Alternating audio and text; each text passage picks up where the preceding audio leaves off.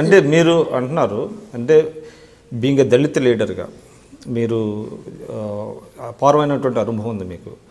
కానీ అది ఏ విధంగా సమంజసం మీరు ఆ మాట అంటారు? ఎందుకంటే ఉదాహరణకి ఇవాళ సర్వత్రా ఉన్నది ఏంటంటే తెలంగాణలో మార్జినలైజ్డ్ సెక్షన్స్కి అన్యాయం జరుగుతున్నది.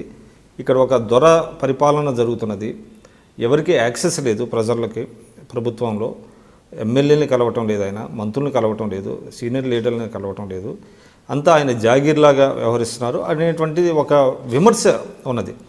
అంటే నేను ఎందుకు అంటున్నానంటే మీరు బీయింగ్ ఎ దళిత లీడర్ ఒక రాష్ట్రానికి ముఖ్యమంత్రి కానివ్వండి, ఏదైనా ఒక కీలక పదవిలో ఒక మార్జినలైజ్డ్ సెక్షన్స్ ఉండటం వలన ఆ వర్గాలకి న్యాయం జరుగుతుందా లేదా, దాన్ని మీరు ఒప్పుకుంటారా లేదా?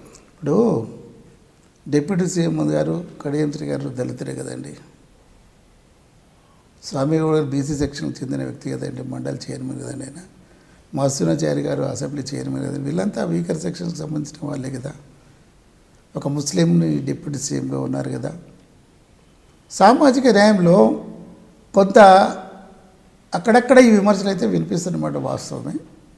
డెఫినెట్గా ముఖ్యమంత్రి గారు దీన్ని దృష్టిలోకి తీసుకుంటారని నేను అనుకుంటున్నాను. దాన్ని మీ పార్టీలో చర్చిస్తున్నారా ఏమన్నా? ఇది ఏదైతే మీరు ఇప్పుడు మీ అభిప్రాయం చెప్పారు ఇవాళ, అంటే సర్వత్రా కొన్ని వర్గాలకి దూరం అవుతున్నది ప్రభుత్వం అనేటువంటి భావన కలుగుతున్నప్పుడు ఇటువంటిది పరిస్థితి ఉన్నది, మనం ఆయా వర్గాలకు దగ్గర అవ్వాలి అనేటువంటిది పార్టీలో ఉన్న చర్చ జరుగుతున్నదా? ఇప్పుడు ప్రభుత్వము ఇంటెలిజెన్స్ వర్గాల ద్వారా, తర్వాత ప్రజాప్రతినిధి ద్వారా ఈ సమాచారం ఎప్పటికప్పుడు తెప్పించుకుంటుంటుందండి.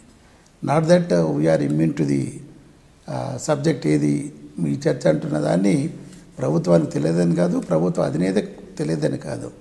వీటన్నిటి ఇప్పుడు నిన్న చూసాము. ఈ ముస్లిమ్స్కి అందరికీ చేసి ఇంతమంది గతంలో ఎన్నడూ జరిగిన విధంగా మైనారిటీ కమ్యూనిటీస్కి లేదా డెవలప్మెంట్లో జరిగింది. దళితులకు వచ్చేటప్పటికి 3 ఎకరాల భూమి ఇంతమంది ఏ ప్రభుత్వం ఇవ్వలేదండి. అది ఎక్కడ జరుగుతుందండి? లేదు, జరుగుతుంది. కాకపోతే జరగవలసినంత స్పీడ్గా జరగట్లేదని మాత్రం భావం. అంటే కారణం ఏంటంటారు? కారణం అంటే ఇప్పుడు ఏమైంది, ఈ ల్యాండ్ ఓనర్స్ ల్యాండ్స్ ఏం చేస్తున్నారంటే ప్రభుత్వం కొన్నట్టుంటుందని చెప్పి దాన్ని బాగా ఎస్కలేట్ చేసేసి, అంటే మీరు అసలు బడ్జెట్లో పెట్టడం 10 కోట్లు పెట్టారు. అవును, మీరు 10 కోట్లతో ప్రతి దళిత కుటుంబానికి 3 ఎకరాల భూమి ఎక్కడి నుంచి వస్తుందండి? 10 కోట్లతో వచ్చేస్తుందా? ఇప్పుడు స్కీమ్స్లో కూడా ఉన్నాయి కదండి. ఇప్పుడు కార్పొరేషన్స్ ఉన్నాయి, వాటిని అట్లా కదా. 10 జిల్లాలు 10 కోట్ల బడ్జెట్ పెట్టారు మీరు. అంటే జిల్లాకు కోటి రూపాయల బడ్జెట్తో ఇక్కడ ప్రతి ఊళ్ళో దళిత కుటుంబాలు ఎన్ని ఉంటాయి మీరు ఎస్టిమేట్ చేశారా?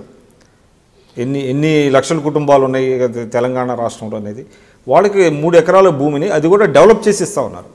సో ఇటువంటి నేపథ్యంలో ఈ బడ్జెట్ ఏ విధంగా సరిపోతుంది? ఇప్పుడు ఒకటి ల్యాండ్ హోల్డింగ్స్ ఉన్న వాటిని కూడా అసెస్ చేస్తామండి. 3 ఎకరాలు అనేదాన్ని ఎవరికైతే అస్సలు లేదో భూమి లేదో వాళ్ళకి ఇవ్వడం, అర్హులకు.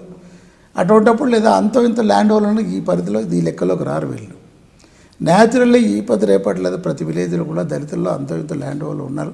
కాకపోతే ఏంటంటే 3 ఎకరాలు 5 ఎకరాలు ఉన్న వాళ్ళు చాలా తక్కువ. దాన్ని సరిచేయడానికి ఈ ప్రక్రియ అయితే డెఫినెట్గా లేదా 10 కోట్ల రూపాయలు అంటే ఇది తక్కువనే ఒప్పుకోవాలి. ఈ ప్రభుత్వం అది తెలియక కాదు, రాబోకాలి. ఇప్పుడు ఏంటంటే ఎక్కడెక్కడ కొంటున్నారో వాటి కలెక్టర్స్కు ఇప్పుడు 10 కోట్లు కలెక్టర్ చేతిలో పెట్టారండి. 10 కోట్లు పెట్టింది ఏంటంటే అవసరాన్ని బట్టి, దాంట్లో ఇది కూడా ఇంక్లూడ్ అవుతుంది డెఫినెట్గా. లేదా ఒక్కొక్క కలెక్టర్ దగ్గర 10 కోట్లు పెట్టినప్పుడు వాటి ఇటువంటి కార్యక్రమాలు కూడా ఉపయోగించడానికి కూడా ఉపయోగిస్తారు కలెక్టర్లు. సో న్యాచురల్ లేదా wherever there is need there is budget లేదని కాదు. అదే 10 కోట్ల బడ్జెట్లో అలొకేషన్ అనేది డెఫినెట్గా మీరు అన్నట్టు లేదా చూపర్లకు చూడటానికి కొద్దిగా అసహజంగానే అనిపించవచ్చు, తక్కువ బడ్జెట్ అనిపిస్తుంది. బట్ నీడ్ని బట్టేసి లేదా ప్రభుత్వం ఈనాడు ఎక్కడ వెనక్కి వెళ్ళట్లేదు. ఎంత బడ్జెట్ అవసరం వాళ్ళకి బడ్జెట్ ల్యాండ్స్ ఉన్న దగ్గర. కాకపోతే నేను ఇందాక చెప్పినట్లేదా ఎవరైతే అంటే ఫ్యూడల్స్ ఉన్నారో, ల్యాండ్ ఓనర్స్ ఉన్నారో, ల్యాండ్ హోల్సింగ్ ఉన్నారో, పెద్ద ఉన్న వాళ్ళంతా ప్రభుత్వం కదా దిగిరాక తప్పదాన్ని చేసిన దాంట్లో కొద్దిగా ఈ ప్రక్రియ కొద్దిగా స్లో అవుతుంది. అయినా కానీ ఎఫర్ట్స్ పెడతా ఉన్నాం. అది కానీ బడ్జెట్ కూడా డెఫినెట్గా లేదా ముఖ్యమంత్రి గారు మరి ఇప్పుడు ఎస్సీపీకి 10,000 కోట్ల రూపాయలు పెట్టడం జరిగింది. ఎస్సీ డెవలప్మెంట్ బడ్జెట్ కూడా దాదాపు 12,000 కోట్ల రూపాయలు పెట్టడం జరిగింది. బీసీలకు 4,000 కోట్లు, మైనారిటీ 4,000, బీసీలకు 8,000. ఈ విధంగా వెల్ఫేర్ కదా, ఇవన్నీ వీకర్ సెక్షన్కి సంబంధించినవి కదా. సో ఇది డెఫినెట్గా సరే మన ద్వారా మేము కూడా చెప్తాం ముఖ్యమంత్రి గారికి.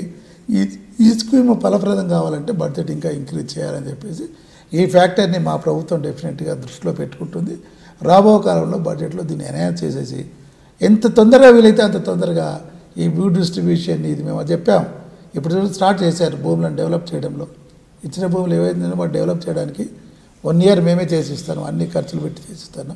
నెక్స్ట్ వాళ్ళు it will pass on to the beneficiary and వాళ్ళు చేసుకుంటారు. ఆ ప్రక్రియ ఆల్రెడీ మొదలైంది అది. కాబట్టి బడ్జెట్ని ఇంక్రీజ్ చేయడానికి తప్పకుండా ప్రయత్నం చేస్తాం రాబో కాలంలో.